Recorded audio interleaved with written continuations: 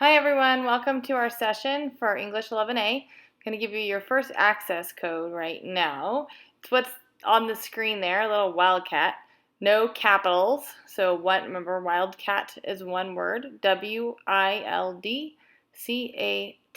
No capitals, please.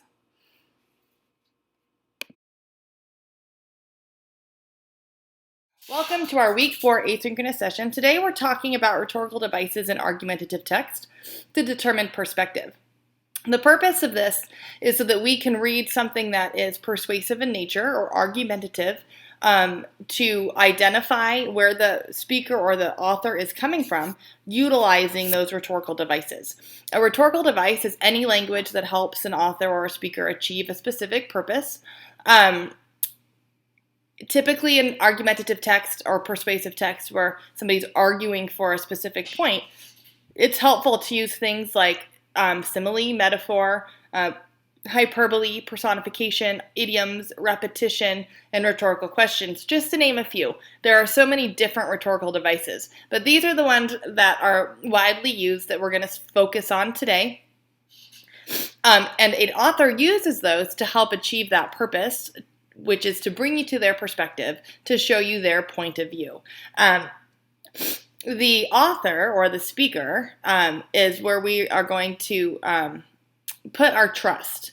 If we trust our speaker, we're going to be more likely to be open-minded to what they're saying and to listen to their point of view. So if you look at this rhetorical triangle that is present there, they are assigned different sections: ethos, pathos, and logos. Now, my beautiful triangle there is not exactly perfect, but in a rhetorical triangle, I've left the L out of triangle. In a rhetorical triangle, we want to make sure that everything is even.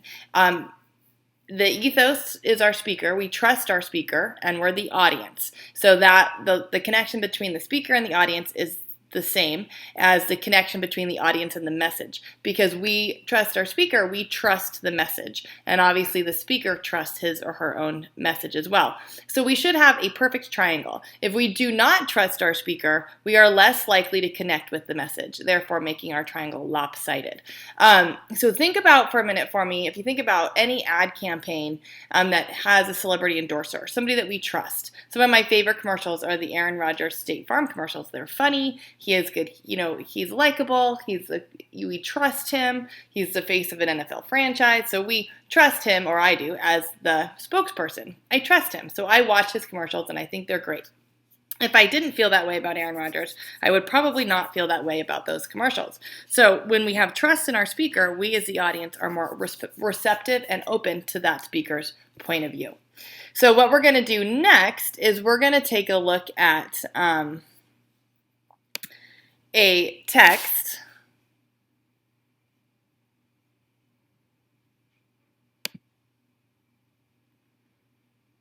and we are going to take a look. This is written by, or this is a speech by Elie Wiesel. That one does not look very good. This is a speech by Elie Wiesel, who was a survivor of the Holocaust, and we're going to identify his perspective utilizing the rhetorical devices present in the text. So one of the things that Elie Wiesel uses here are rhetorical questions. He's giving a speech at the White House in the 90s, and we're about to enter the 2000s. So he's talking about, as we go into this new millennium, or the new century, how are we going to remember the past? And how are we going to remember those who were present during that time? So I'm going to read this out loud. Pay attention to the questions he asks. And then we'll talk about how they contribute to his perspective.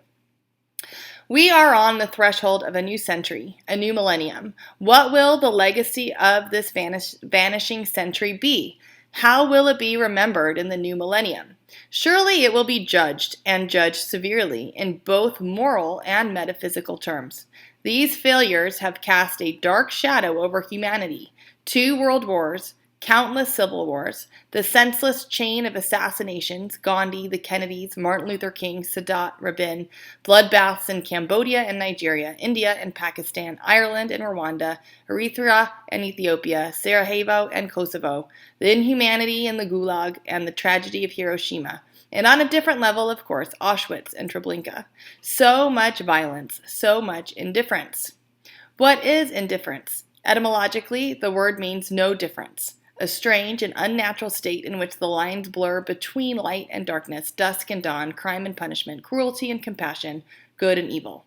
Okay, so that is our reading from Elie Wiesel, the speech he gave. So we're going to look at those rhetorical questions. And rhetorical questions are questions we ask that we don't expect an answer to. He says, what will the legacy of this vanishing century be? So he's provoking thought. How will it be remembered in the new millennium?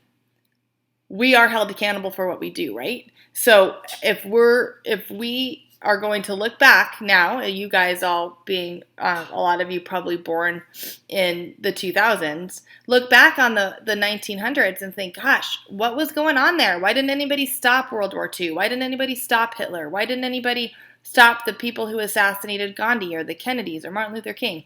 So we're judging the people that were present then. And that's what Elie Wiesel was asking. What are we accountable for?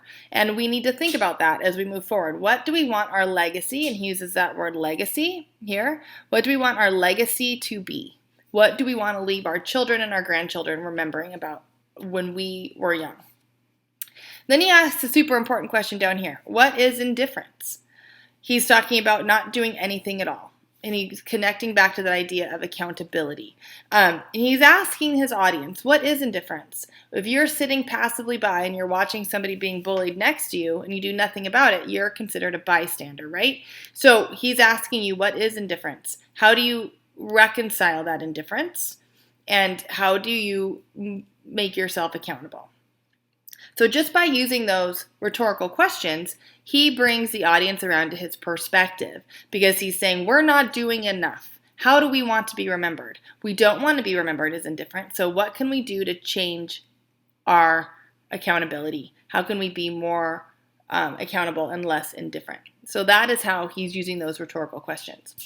So what you're going to do now is there's a bunch of questions for you to answer. I've also included a passage for you to look at and for you to identify the use of a rhetorical device and what it's, how that rhetorical device is being used. All right, guys, second word is football, all lowercase. Second word is football. Don't forget the space between the two words.